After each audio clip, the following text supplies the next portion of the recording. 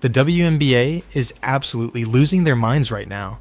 Caitlin Clark's biography just hit #1 on Amazon's bestseller list, and the revelations inside are making league officials panic harder than they did during her rookie season. The WNBA is in a state of quiet panic. It's not about a game, a trade, or a player injury. This is a deeper, more existential dread unfolding in the hushed tones of executive boardrooms. The source of their terror is the one thing they can't control, a story they never wanted told. Caitlin Clark is way more important to the WNBA than Tiger Woods was to men's golf, even though he was huge. And to then see this negativity, like why and what should have been done? I looked seriously at the leadership of the WNBA.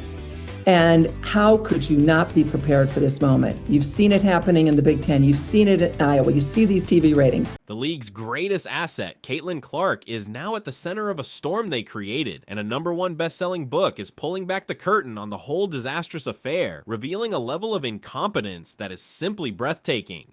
Is filling in for Mace. I've been looking forward to this all week. Christine Brennan is one of the best sports writers in the country, has been for a long time. And she has a new book out about Caitlin Clark. It's available for pre-order now. The catalyst for this chaos is a book titled Her Game, but it's the author who makes this a true crisis for the league. This wasn't written by a hot take artist or a social media influencer. It was penned by Christine Brennan, a titan of sports journalism who has been covering women's sports longer than most of today's players have been alive. To shake the ground of the WNBA. She's been around for a very long time, and she knows the inner and outer workings of this league.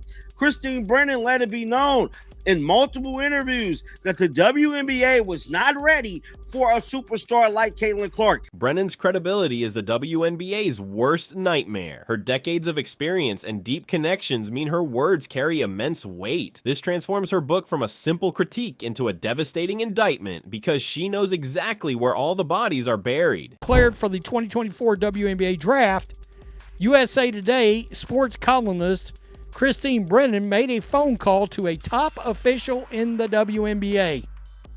Quote, "Do you know how big this is?" Brennan asked. That official said Clark's arrival was the biggest thing to happen to the WNBA since Maya Moore came into the league. Folks, Christine Brennan knew that answer right there was like, oh crap. They have no idea what's fixing to happen. And it sounds like from this article, the first shocking clue of the league's cluelessness came from a single phone call. The day after Caitlin Clark declared for the draft, Brennan, sensing the historic moment, called a top WNBA official. She asked a simple, direct question. Do you know how big this is? Answered, what? Wait, what? Brennan was shocked. Maya Moore, a Hall of Famer, was called, quote, the greatest winner in the history of women's basketball by Sports Illustrated in 2017. She was talented, beloved superstar in the league, and she deserved all the attention. But outside the league, Moore went virtually unnoticed. So Christine Brennan knew Caitlin Clark was not going to go unnoticed at all. Clark, the officials' response would become the defining proof of their blindness. They confidently replied that Clark's arrival was the biggest thing to happen to the league since Maya Moore. That single comparison was a colossal, flashing red flag. Watching from home like everybody else. And I think, guys, that actually helped me understand as a journalist the fascination, because I've covered a lot over my career and been very fortunate to be at Wimbledon's and Super Bowls and Tiger Woods and you name it, I've covered it. And I'm so lucky to have done that. And I found myself fascinated, like, who is this? And I'm getting text messages from guys who would never have watched a second of women's basketball. Good guys, they want their daughters to play sports. I mean, good people, but just And they're texting, are you there? I'm watching. Are you seeing this performance?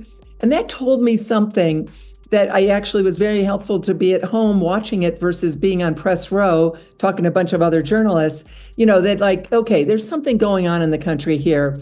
And it's everyone's fascinated and people are standing in line for hours in the cold around the Big Ten, this barnstorming tour. And it's all about a basketball player who happens to be a woman. Maya Moore was a legend, a Hall of Famer who deserved every accolade, but her fame was contained within the existing basketball world. Caitlin Clark was a cultural atom bomb, pulling in millions of new fans. Comparing her to Moore was like comparing a firecracker to a nuclear explosion. Brennan knew instantly. The league had no idea what was coming. Following, but they chose to ignore all of it and pretend this was going to be business as usual. The thing I don't get, Christine, is that in the case of Tiger and in the case of Jordan, the other players and the league around them, in Tiger's case, the PGA Tour, realized that a rising tide raises all boats and were incredibly supportive of Tiger and Jordan. With Caitlin, it seems like, for whatever reason, she's polarizing. Like she's been hit with more flagrant fouls than any player ever this year. They tried to come at you when you were writing a story and said, don't ask questions about why people don't like Caitlin Clark. But I'm going to ask you, Christine, why is she polarizing in your opinion? Why do people not embrace the phenomenon that is Caitlin Clark? It's one of the big points in the book. I deal with all of this and my research and reporting. Because I was perplexed as well. I mean, this is the greatest moment ever for the WNBA. Yep. We wish it happened sooner. Of course we wish it happened sooner. There were amazing players who, as you know, Ramona, I mean, both you guys know, were toiling in obscurity, the male-dominated mainstream sports media ignoring them. This profound ignorance wasn't just a theoretical problem, it was about to manifest in the most public and humiliating way possible. At Clark's very first preseason game with the Indiana Fever, the entire operation descended into chaos. Security staff were completely blindsided, staring in disbelief at massive lines of fans wrapping around the building 2 full hours before the doors even opened. This wasn't for a championship, it was for a preseason exhibition game.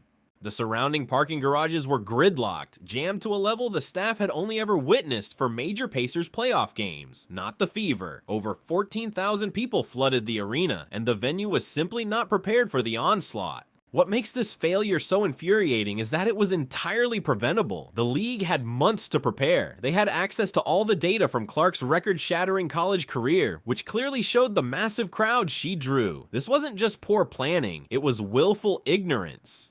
While the league was failing at basic logistics, they were simultaneously fumbling a financial opportunity of historic proportions. Brennan's book dives into the work of Dr. Ryan Brewer, an economist who analyzed Clark's true economic impact. The numbers he uncovered were so astronomical, so utterly off the charts, that he genuinely believed he had made a calculation error. He was forced to run the analysis again and again because the results seemed too impossibly good to be true. His findings pointed to an economic tidal wave worth hundreds of millions of dollars, all generated by a single player. Hotel bookings, restaurant sales, merchandise, and television ad rates all skyrocketed in her wake. The WNBA was holding a winning lottery ticket, and they almost forgot to cash it in. But the problems went far beyond spreadsheets and crowd control. The real rot was cultural, festering deep inside the league itself. The book reveals a shocking level of internal resistance to Clark's meteoric rise to stardom.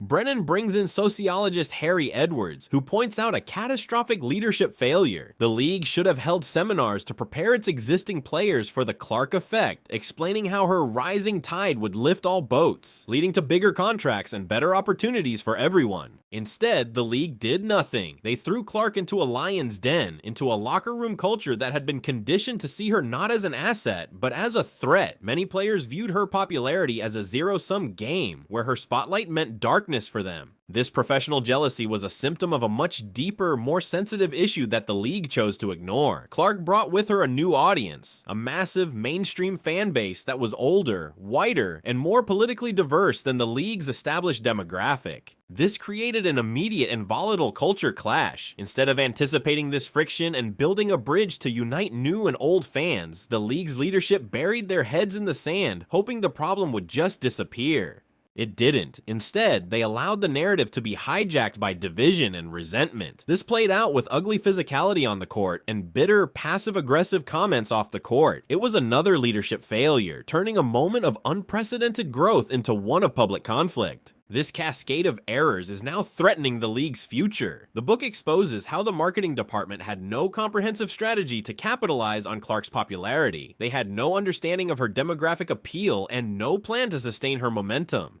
Potential corporate sponsors who crave partnerships with competent, well-run organizations are now reading about the league's dysfunction. The WNBA's internal chaos is becoming brand kryptonite, scaring away the very money they desperately need. The book also reveals that there were people within the organization who saw the disaster unfolding. They tried to sound the alarm, but they were ignored by decision makers who were too arrogant or too set in their ways to adapt to the new reality. In the end, Her Game is more than just an expose. It's a historical record of a monumental blunder. The WNBA was handed the single greatest gift in its history, a phenom who could elevate the entire sport to heights it had only ever dreamed of. They treated that gift not like a treasure, but like an inconvenience. The book's explosion onto the bestseller list proves the public is tired of sanitized PR and is hungry for the raw, unfiltered truth. The question now is, what happens next? With their incompetence laid bare for the entire world to see, will this finally be the wake-up call that forces real change? Or will they simply stumble on, cementing a legacy as the greatest missed opportunity in sports history?